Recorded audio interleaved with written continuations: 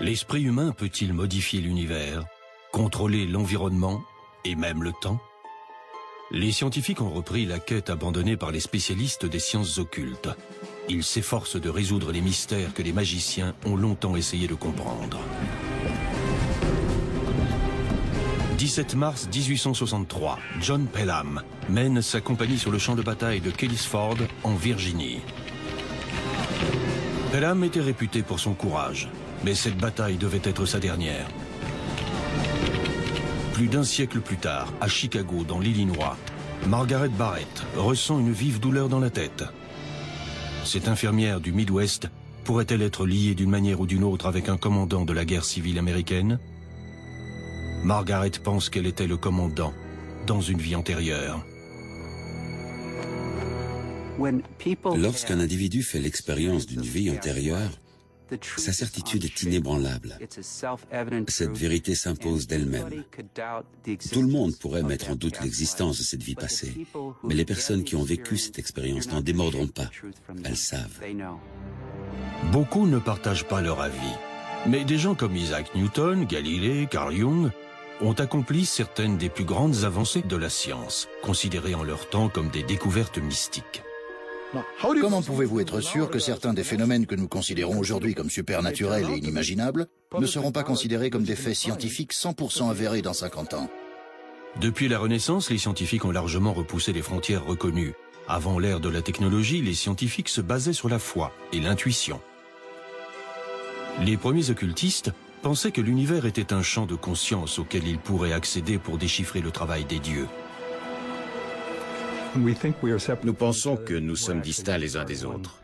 En réalité, nous faisons simplement partie d'un seul et même univers. C'était l'une des principales conceptions des magiciens occultistes. Ils l'ont merveilleusement exprimé en affirmant « ici-bas comme là-haut ».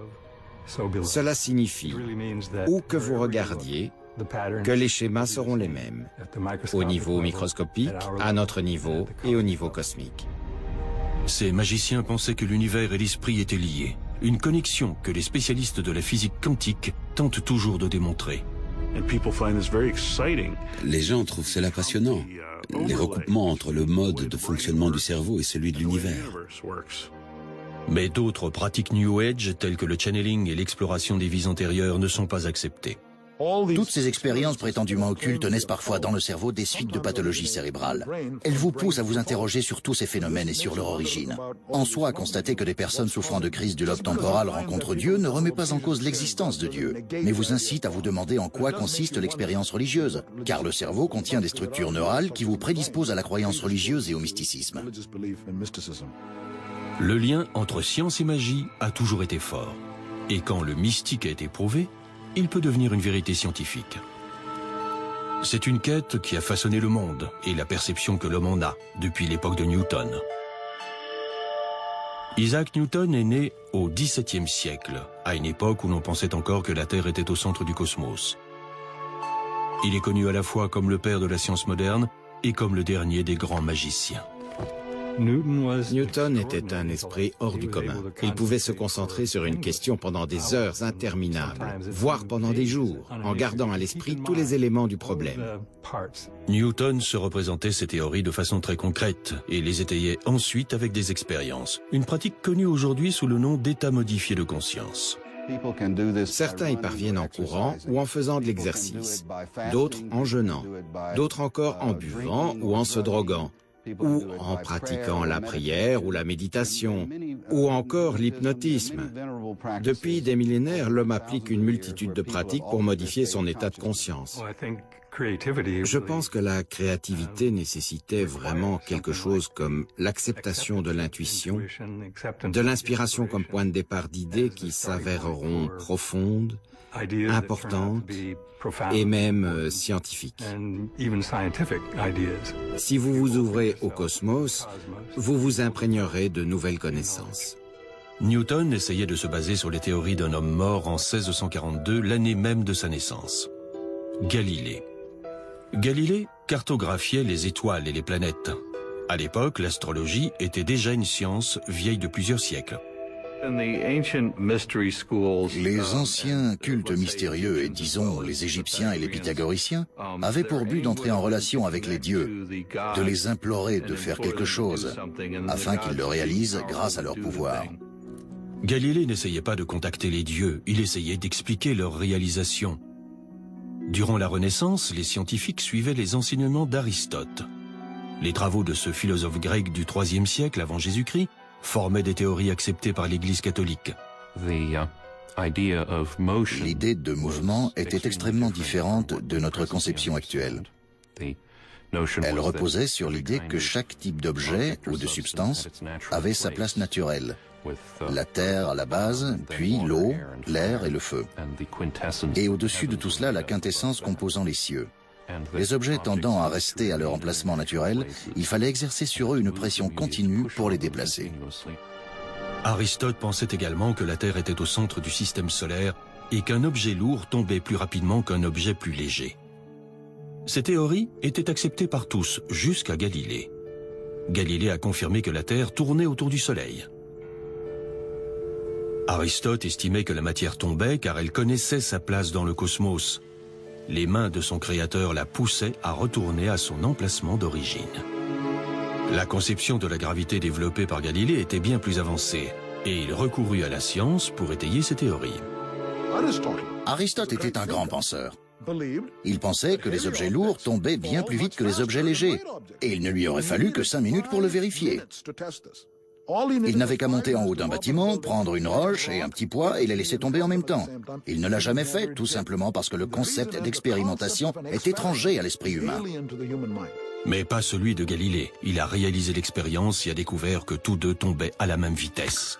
C'est pourquoi nous considérons Galilée comme un grand génie, car il affirmait que nous pouvions nous interroger sur la nature sans avoir d'idées préconçues, que nous pouvions aborder les choses en faisant preuve d'ouverture et s'interroger sur ce qui se passe quand on jette un gros caillou et un petit poids. Par cette simple expérience, il a découvert quelque chose de contraire à l'intuition, que tout le monde pouvait tester et vérifier. Galilée a complètement discrédité la vision sacrée du monde développée par Aristote et défendue par l'Église.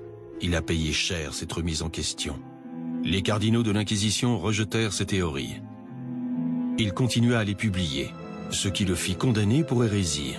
Galilée fut placé en résidence surveillée en 1633 et vécut le reste de sa vie sous l'œil vigilant de l'Inquisition. Il fallut 350 ans à l'Église pour reconnaître qu'elle s'était trompée. Entre-temps, Newton avait confirmé les conclusions de Galilée. Isaac Newton était un personnage fascinant. Il est né le jour de Noël. Orphelin de père, il a été élevé dans un environnement plutôt austère. Il fréquenta l'université, il ne la quitta pour ainsi dire jamais, et passa le reste de sa vie à étudier. Depuis sa jeunesse, il étudia tout ce que l'univers offrait à étudier. La Renaissance était alimentée par la redécouverte de textes grecs et occultes primitifs, oubliés depuis longtemps. Les scientifiques comme Newton étaient excités à l'idée de découvrir de nouvelles idées dans le domaine de la science, de la religion et de la magie. Newton n'était pas qu'un scientifique, il était aussi un alchimiste déclaré. La plupart des personnages les plus brillants de l'histoire, dont Newton fait partie, ont pratiqué l'alchimie et mené différentes quêtes occultes, car ils souhaitaient découvrir le fonctionnement des choses et aller aussi loin que nécessaire pour satisfaire leur esprit curieux. Du temps de Newton, il n'existait pas de frontière claire entre magie, spiritualité et science. Les scientifiques recouraient à toutes les méthodes disponibles pour approfondir leurs connaissances. Newton passa des années à chercher le joyau de l'alchimie, la pierre philosophale. Celle-ci n'était pas une pierre à proprement parler, mais un niveau supérieur de conscience qui permettait des avancées scientifiques et spirituelles.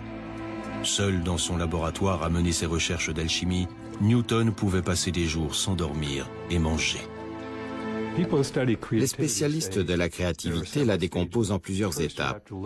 Il faut d'abord apprendre énormément, puis laisser ce savoir incuber, bouillonner en vous, avant qu'il ne se transforme en une sorte d'inspiration. C'est également ce que les alchimistes cherchaient à faire, et ce que Newton est parvenu à faire avec tant de succès.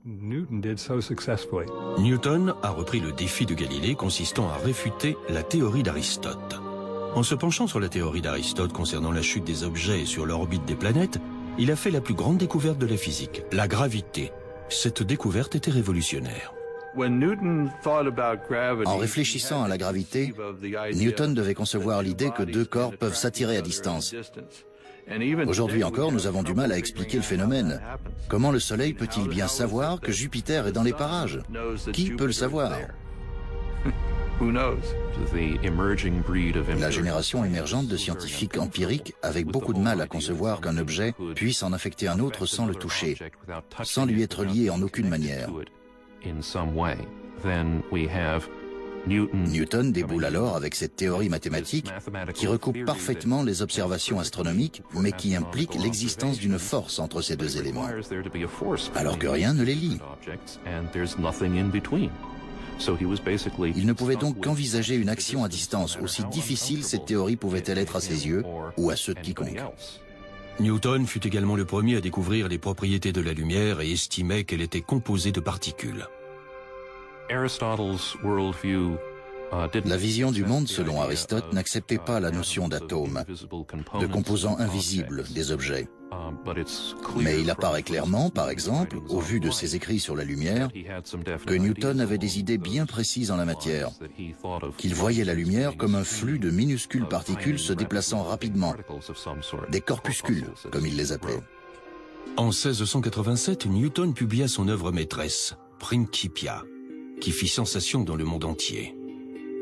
Il y définissait les trois lois du mouvement, la loi de l'inertie, la relation entre force et mouvement, et enfin, le fait que pour chaque action, il existe une réaction égale et opposée.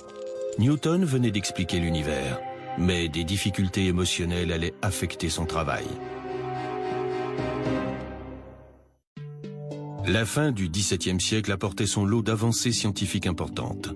Sir Isaac Newton avait éminemment contribué à cette révolution, mais en 1675, il fit une dépression nerveuse. Plusieurs éléments se sont abattus sur lui en même temps. Il fit une dépression. Il s'enferma dans son appartement sans que l'on puisse l'en faire sortir. Ses amis durent littéralement le traîner dehors.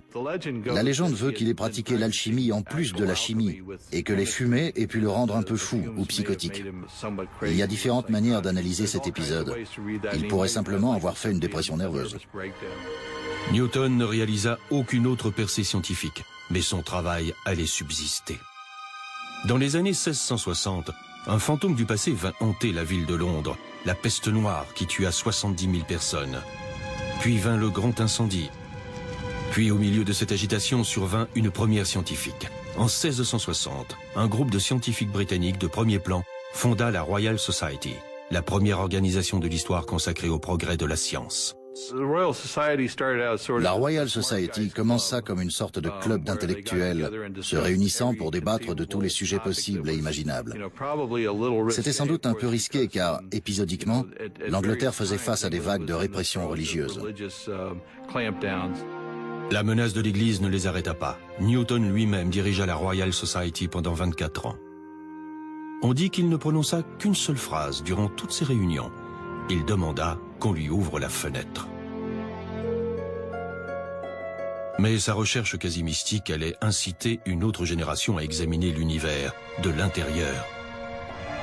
Le cerveau humain. À sa surface, une mécanique bien rodée de neurones et de nerfs, parfaitement synchronisée pour permettre le mouvement, l'apprentissage et même la défense. Mais le cerveau ne se limite pas aux impulsions électriques. Cet organe remarquable contient les pensées des gens, mais aussi leur passé. D'aucuns diraient qu'il abrite l'âme.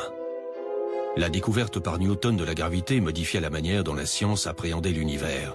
Mais un autre membre de la Royal Society, Thomas Willis, allait renverser les préceptes d'Aristote dans un autre domaine, la médecine. Willis entama la première exploration scientifique du cerveau et de son logiciel insaisissable, l'esprit. Thomas Willis était un médecin anglais. Il imagina un moyen d'étudier le cerveau, ce qui relevait de l'exploit, car le cerveau se décompose dans les heures qui suivent la mort.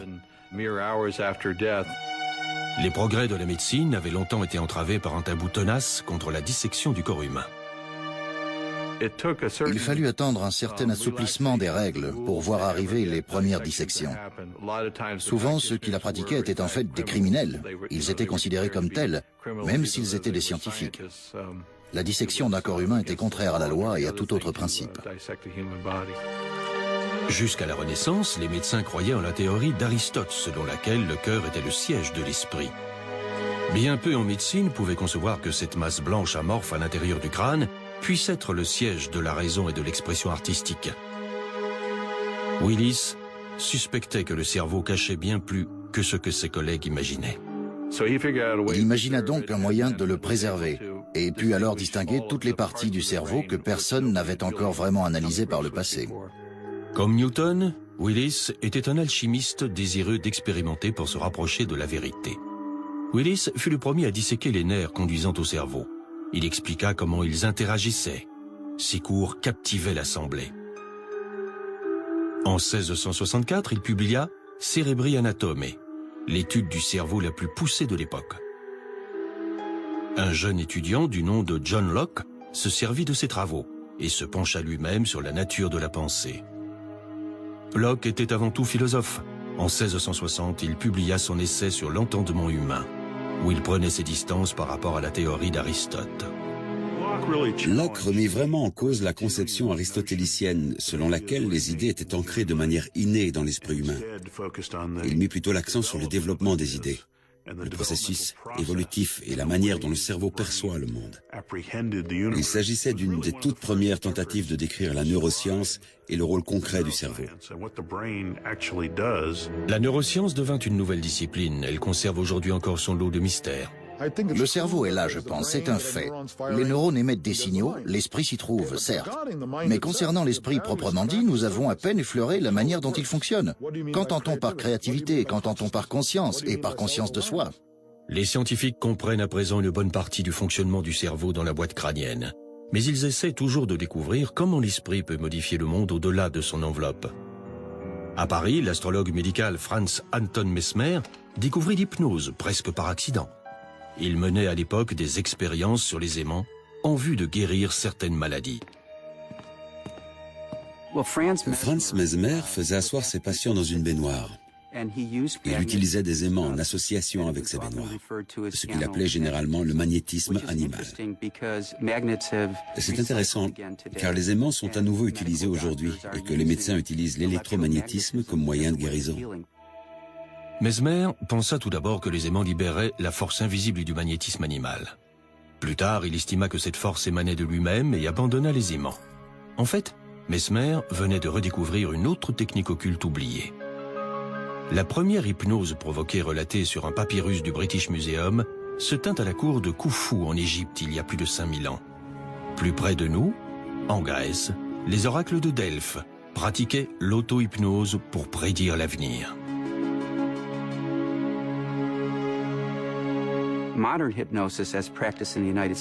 L'hypnose moderne telle que pratiquée aux États-Unis voit le jour avec Franz Mesmer.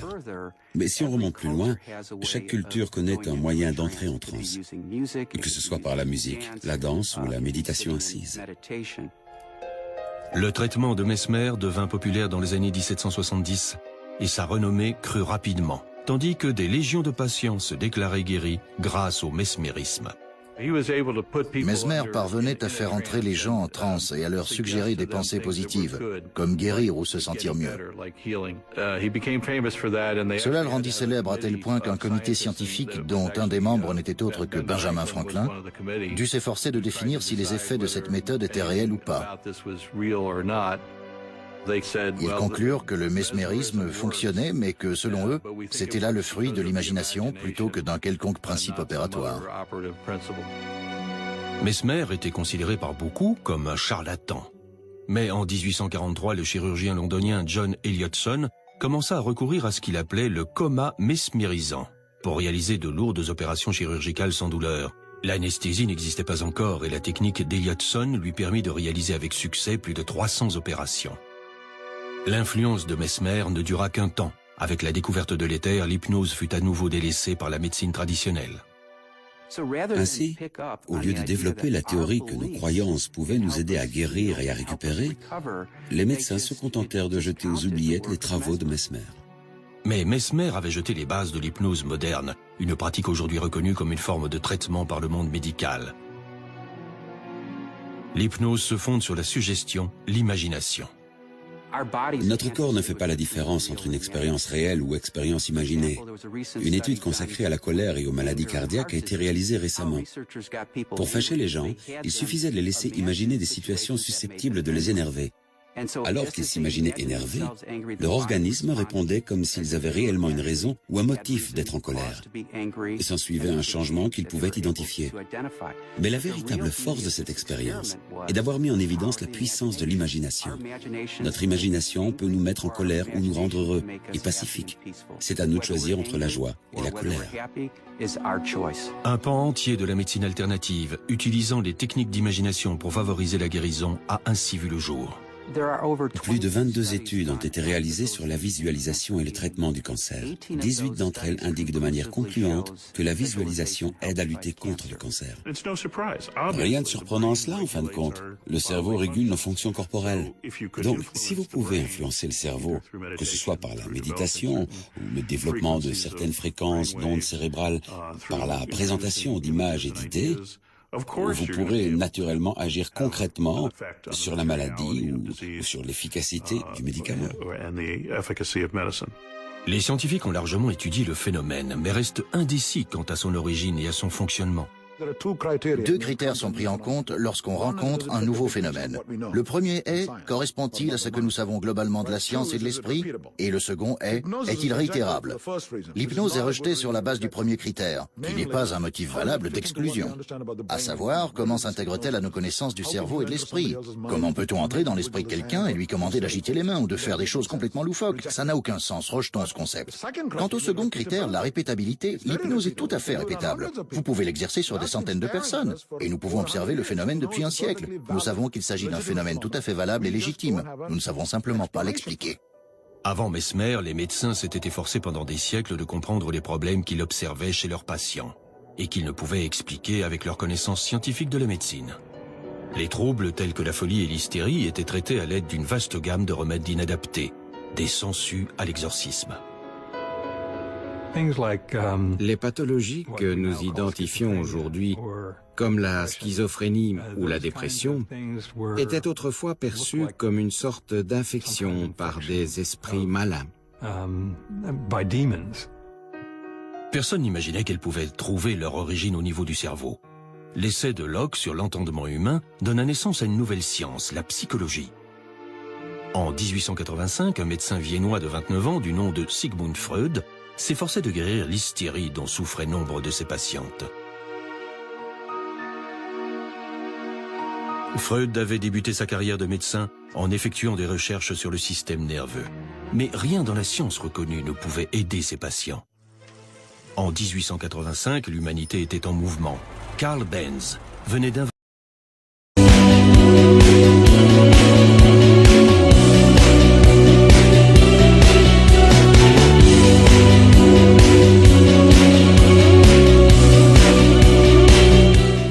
le premier véhicule à essence. Mais le docteur Freud se heurtait à un mur en essayant de résoudre les problèmes émotionnels de ses patients. Il expérimenta donc l'hypnose. Il allongea ses patients et découvrit qu'ils se rappelaient des traumatismes passés. Les physiciens venaient d'élaborer une nouvelle théorie de l'énergie selon laquelle celle-ci ne pouvait pas être détruite, mais uniquement transformée. Freud s'inspira de leurs travaux. Il était brillant. Il avait des opinions bien arrêtées et apprenait facilement. Il examina la théorie et découvrit la connaissance systématisée qui s'imposait dans ce que l'on appelait les sciences naturelles et qui devint plus tard la physique. Il transposa simplement ces métaphores au niveau de la psyché. Freud découvrit l'inconscient. Freud voyait la personnalité humaine comme un système d'énergie psychique. L'énergie qui ne s'exprime pas consciemment est réorientée vers l'inconscient du patient, où elle provoque des névroses. Freud identifia l'énergie sexuelle réprimée comme la principale cause de toutes les maladies mentales. Ces idées, comme nous le reconnaissons tous, sont toujours largement suivies. Nous pensons toujours à des concepts tels que le refoulement de nos motivations les plus profondes et leur remplacement par des motivations de substitution. Il s'agit d'une extrapolation freudienne du modèle physique vers le domaine psychique. Freud inventa la psychanalyse comme moyen de libérer les traumatismes sexuels enterrés dans l'inconscient. C'était la nouvelle frontière de l'étude de la conscience. Et si une bonne partie du travail de Freud tomba finalement en disgrâce, ce travail servit néanmoins de base à la psychologie moderne. Freud, qui était conservateur, ne se serait jamais défini comme un occultiste, mais l'un de ses disciples s'avérerait être à la fois un pionnier en la matière et un spécialiste de l'occulte. Il voulait tout savoir sur tout, il lisait tout. Il a voyagé en Afrique, en Inde et en Amérique. Il avait un appétit vorace pour l'expérience et pour la compréhension de la psyché en tout temps, en tout lieu et aux quatre coins de la planète. Carl Jung est né 10 ans avant que Freud n'invente la psychanalyse. Fils d'un pasteur protestant, Jung réalisa des expériences de spiritisme. Il devint psychologue en vue d'explorer les dimensions de l'esprit, sans jamais perdre pour autant sa fascination pour l'occulte. Son héros Freud devint à la fois son mentor et son pire ennemi. Il ne rencontra pas Freud avant 1907, et lorsqu'ils se rencontrèrent, ils parlèrent pendant 13 heures d'affilée. L'occulte fut l'une des questions abordées. Avant leur rencontre, Jung avait défendu la théorie freudienne sur l'origine sexuelle de l'hystérie. Il l'avait défendue publiquement, mais il ne pensait pas qu'elle expliquait tout. Au cours de leur discussion de 13 heures, Freud prit à un moment un air extrêmement grave, fixa Jung du regard et lui dit « Mon fils, promettez-moi une chose, promettez-moi de ne jamais abandonner la théorie sexuelle et d'en faire un dogme, un rempart inébranlable contre le torrent de boue. » Il hésita un instant et poursuivit « contre le torrent de boue de l'occultisme. » Jung refusait de croire que la répression sexuelle pouvait tout expliquer, et il n'était pas prêt à renoncer à l'occulte. Mais Freud s'assura qu'il le regretterait. Au moment de sa rupture avec Freud, Jung était président de l'Association de psychanalyse internationale. Et Freud ne voulait pas laisser Jung en charge de la boutique. En coulisses, dans ce que l'on pourrait appeler une manœuvre occulte, Freud forma donc un petit comité. Il donna à chacun de ses membres une petite chevalière et leur fit tous jurer de garder le silence. Ils commencèrent ensuite à comploter sur la manière de se débarrasser de Carl Jung. Après sa rupture avec Freud, Jung entre dans une dépression qui durera 6 ans. Il se retire dans sa maison de campagne à Bollingen. Comme Newton, des siècles avant lui, il part alors à la recherche de sa propre pierre philosophale. Jung construisit une tour à Bollingen. À certains égards, il la construisit de ses propres mains et il grava des figures mystiques sur divers types de pierres. Il cuisinait sur une petite cuisinière au bois d'allure primitive. Il coupait du bois à l'extérieur. Il se rendait au lac voisin. Il dormait sur un lit de camp. C'était le type de retraite propice à l'introspection qui lui permettait de vivre ses propres expériences psychologiques. Il lutta contre sa propre dépression et mit au point un nouveau type de psychologie, profondément empreinte de pensées mystiques.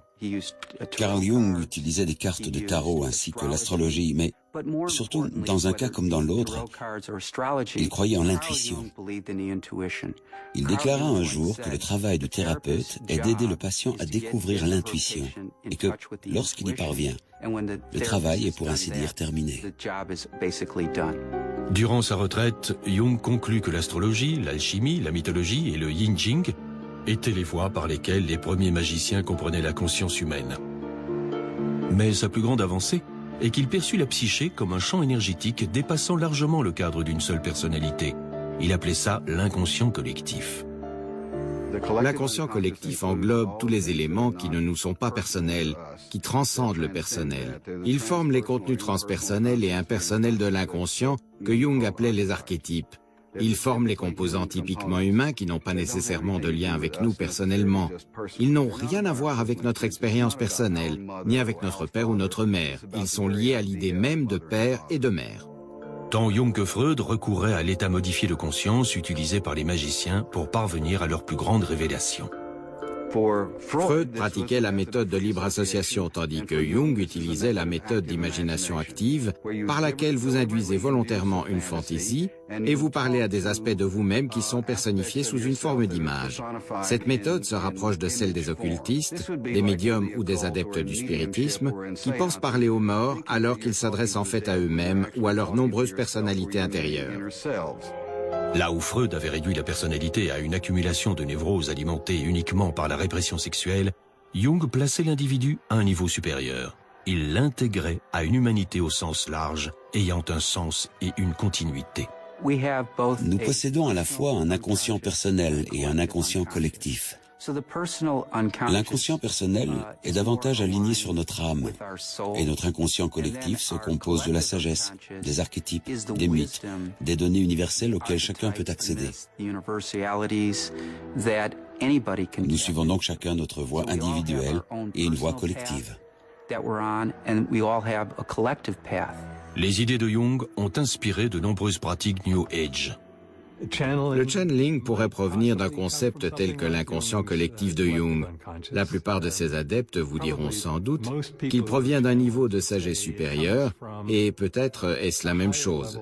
Il s'agit certainement d'un type de concept proche de l'inconscient collectif, mais sa représentation typique est qu'un être, un esprit défunt, ou peut-être un groupe d'entre eux, existe actuellement dans une autre dimension, mais a choisi de nous venir en aide en diffusant une partie de sa sagesse au travers de nos amis ou de nos voisins. Dans les travaux de Jung, les rêves pouvaient produire des visions intéressantes. Certains psychologues ont poussé ce concept un pas plus loin et ont développé une technique appelée rêve lucide. Les rêves lucides forment une catégorie spécifique dans laquelle non seulement vous rêvez, mais vous avez conscience que vous rêvez, et vous pouvez même peut-être influer directement sur le cours du rêve. Mais l'influence de Jung ne s'est pas limitée à la psychologie. Ses travaux ont inspiré un physicien qui allait s'efforcer d'établir un lien entre l'occulte et la science. Pendant des siècles, l'étude de l'univers et celle de l'esprit ont formé des disciplines distinctes. En 1905, Jung, alors âgé de 30 ans, rencontra un jeune Allemand travaillant comme employé de bureau dans un office suisse des brevets. Son nom, Albert Einstein. Au fond de lui, Einstein était à certains égards un mystique. Enfant, il avait observé les mouvements de l'aiguille d'une boussole et s'était juré de découvrir un jour l'esprit de Dieu. Comme Newton, il entrait dans un état modifié de conscience qu'il appelait exercices mentaux et réalisait ses découvertes de manière instinctive. Il ne les étaya par des formules et des preuves que par la suite. Cette année-là, Einstein publia 5 articles sur la physique nouvelle dans le journal Annalen der Physik. Des théories réécrivaient les règles de l'univers. Il y exposait sa théorie de la relativité, selon laquelle le temps et l'espace sont des notions relatives et changeantes et non absolues. Newton développa les concepts extraordinaires que sont les lois du mouvement, de la gravité, etc., qui ressemblaient à du travail d'horlogerie.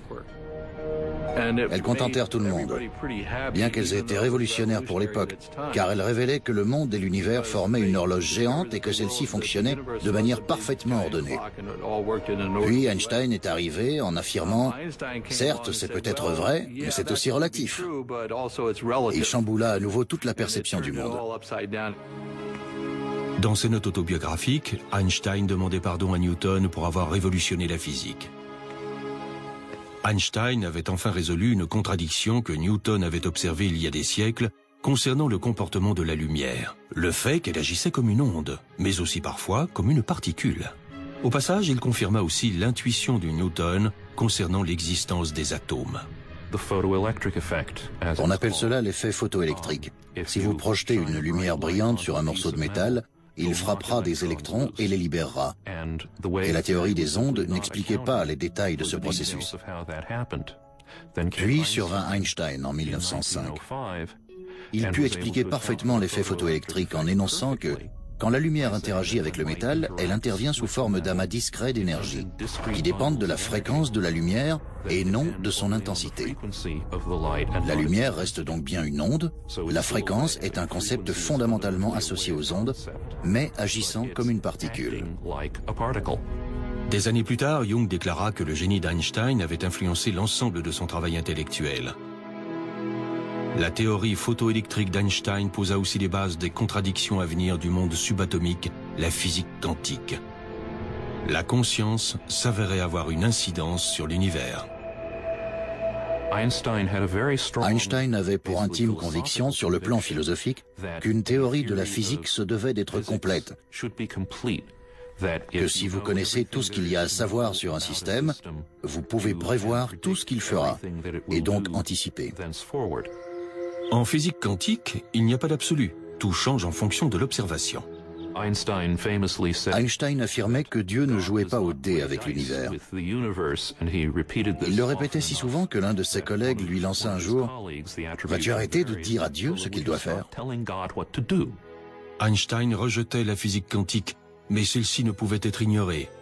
Et les concepts de l'occulte allaient aider certains à comprendre ce territoire inexploré. Pour la nouvelle génération de physiciens quantiques, l'esprit lui-même jouait un rôle absolu. Le comportement de la matière dépendait totalement de l'observateur. L'idée que la physique ou que la réalité physique soit en quelque sorte une construction de l'esprit, ou qu'elle dépende de celui-ci, est certainement l'une des manières d'interpréter la mécanique quantique. C'est l'une des raisons qui suscite tant de débats, car certains apprécient vraiment cette idée, tandis que d'autres la rejettent catégoriquement. Les physiciens quantiques appellent cela le problème de l'observateur. Si seuls les êtres conscients peuvent être observateurs, nous sommes donc intimement liés à l'existence même de la réalité. Sans nous, il n'y aurait que cette superposition croissante de possibilités et rien de certain ne se produirait jamais. 15 ans après la publication par Einstein de ses articles révolutionnaires, Wolfgang Pauli, à peine sorti de l'adolescence, exposa brillamment par écrit la théorie de la relativité d'Einstein. Les deux pionniers de la mécanique quantique, Max Born et Niels Bohr, encouragèrent Pauli à rejoindre leur discipline. Ces problèmes insolubles devinrent l'obsession de Wolfgang Pauli. Bien que de nature difficile et troublée, Pauli était un maître de la prédiction. D'autres scientifiques appelaient cela l'effet Pauli. Ses collègues des laboratoires expérimentaux et du monde de la physique le suppliaient de se tenir à l'écart, car à coup sûr, dès qu'il arriverait dans le laboratoire, toutes les expériences s'arrêteraient de marcher. Ils affirmaient même que ce phénomène survenait aussi quand il traversait la ville en train. Comme nombre de ceux que nous considérons comme des grands scientifiques, il était un spécialiste de la prédiction. Il pouvait prédire ce qui allait se passer. Et cela se produisait d'une certaine manière. De ce fait, il était l'une des figures les plus créatives de la mécanique quantique. Pauli, comme Newton, se plongeait à corps perdu dans son travail et finit par s'effondrer mentalement.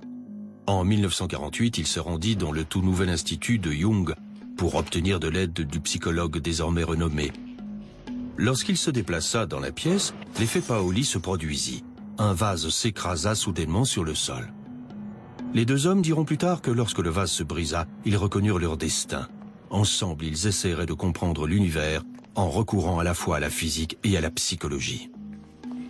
Pauli devint l'un des principaux acteurs du développement de la physique quantique, en partie grâce aux intuitions alimentées, ne serait-ce qu'en partie, par sa collaboration avec Carl Jung, un grand penseur intuitif issu d'un domaine complètement différent du sien. Parallèlement, Jung acquit une compréhension bien plus grande et put exprimer à meilleur escient le savoir qui était le sien grâce aux contributions de Pauli. L'incident lui-même les conduisit à développer le concept de synchronicité, lorsque deux événements supposément aléatoires se rejoignent pour créer du sens. La synchronicité telle que définie par Jung est une correspondance entre un état psychique interne, un état psychologique et un événement extérieur qui se rejoignent malgré un degré élevé d'improbabilité. Le résultat apparaît donc comme aléatoire ou accidentel, comme une simple coïncidence ou comme le fruit du pur hasard. Jung et Pauli combinèrent leur talent et leur intuition pour donner corps à une théorie de l'univers. Si la matière se comporte en fonction des observations, les hommes ont-ils créé leur propre réalité? Leurs pensées collectives et leurs rêves communs ont-ils créé notre monde? Cette théorie est rejetée par de nombreux scientifiques, mais elle rejoint les occultistes. L'ancienne conception occultiste d'une conscience latente qui imprègne le monde simplifierait considérablement certaines des interprétations de la mécanique quantique. Car si la conscience est essentielle à l'acte d'observation, à la naissance d'une réalité définie à partir de ces nuages quantiques de probabilité, la vie se trouve simplifiée à certains égards, s'il existe d'autres sources de conscience en dehors de nous. La dernière tentative de parvenir à la théorie des champs unifiés d'Einstein est la théorie des cordes, qui unit la physique de Newton et la physique quantique dans une nouvelle théorie de la gravité. Les partisans de la théorie des cordes estiment qu'au plus petit niveau imaginable, toute matière se compose de cordes vibrantes. Ces différences d'observation dans la physique quantique ne sont pas dues à l'inconscient créant l'univers, mais à d'infimes variations des vibrations. La théorie des cordes unit le petit et le grand. Nous avons la théorie de la relativité générale énoncée par Einstein, qui est une théorie de la force de gravité et qui explique parfaitement l'immensité de l'univers. Nous avons la mécanique quantique, qui est la théorie de l'infiniment petit. Elle aussi fonctionne parfaitement. Le problème est que ces deux théories sont incompatibles. Il est impossible d'élaborer une théorie de la gravité quantique à partir de l'une des approches conventionnelles. La théorie des cordes s'avère extrêmement prometteuse à cet égard, car elle est fondamentalement une théorie quantique. Si elle est exacte, cette théorie implique un monde fascinant d'univers parallèles et de dimensions multiples. L'élégance de la théorie des cordes, c'est qu'elle implique l'existence de ces minuscules éléments appelés cordes, qui composent toutes les autres particules présentes dans l'univers, et qui sont en fait de l'énergie à l'état pur. Nous sommes ainsi arrivés aux plus petites particules qui soient. Et puisqu'elles se composent exclusivement d'énergie, nous pouvons nous considérer comme de l'énergie pure, ce qui satisferait de nombreuses personnes. Cette théorie est acceptable sur le plan religieux, sur le plan chimique et sur le plan physique. Mais elle pourrait ne jamais être prouvée.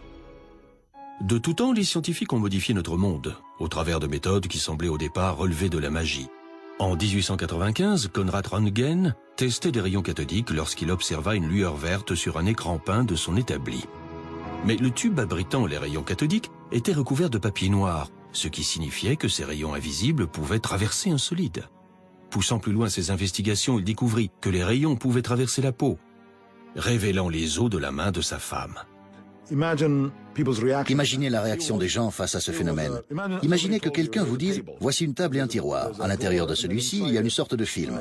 Je vais à présent passer ces rayons mystérieux sur votre main et nous verrons vos os. » Les gens crieraient au surnaturel, à l'occultisme. En réalité, personne ne le crut. Röntgen décida donc de ne pas publier sa découverte dans une revue scientifique du fait qu'elle semblait presque occulte et de plutôt la publier dans un journal, ce qu'il fit. La main droite de sa femme, dont on pouvait voir les os, apparut dans le journal. En une nuit, elle écrivit l'histoire. Les travaux de Röntgen auraient pu facilement être rejetés. Plongez-vous dans cette époque. On y parlait de physique et de déplacement de balles, de lumière, etc. Puis quelqu'un publie un article décrivant ces rayons qui vous traversent la main, qui est opaque, et qui font ressortir le squelette, les os de votre main. Vous auriez affirmé, c'est du n'importe quoi, c'est de l'occultisme. Mais il s'est avéré que l'expérience n'avait rien d'occulte. Il s'agissait d'un phénomène réel. La différence, c'est que cette expérience a été immédiatement répétée par des milliers de laboratoires à travers le monde.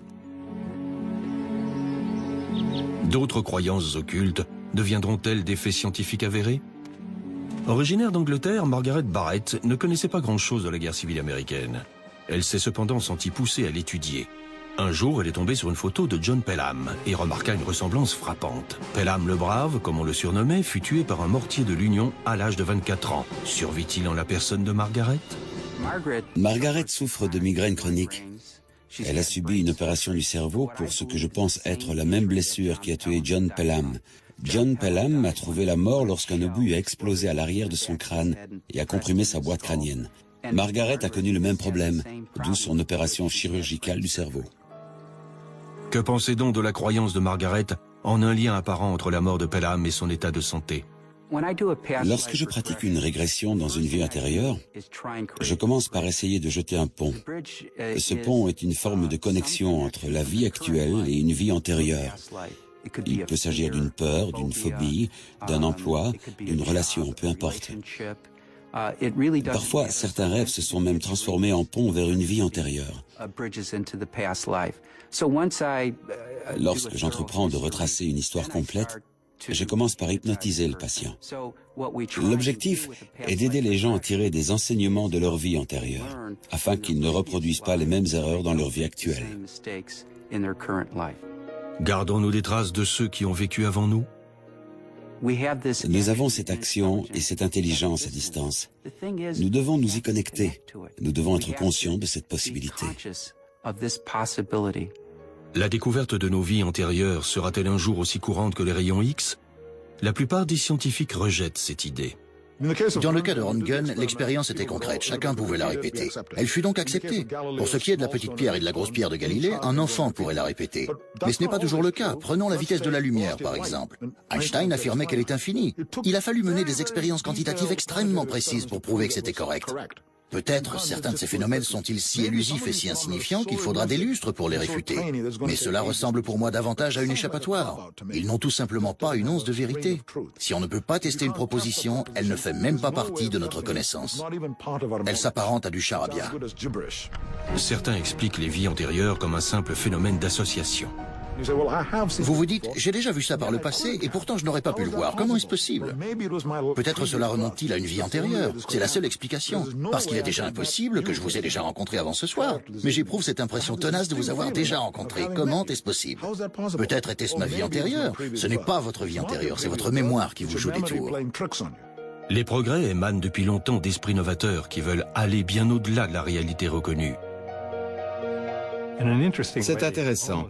Il semble presque que l'évolution est vraiment une sorte de révolution. Nous évoluons en quelque sorte autour du même noyau d'idées. Nous les exprimons de différentes manières. Nous trouvons de nouveaux outils pour nous pencher plus profondément sur la notion centrale. Mais au fond, nous observons la même image dans le même univers. Peut-être pourrons-nous affiner un peu notre compréhension, mais nous travaillons main dans la main avec les anciens magiciens.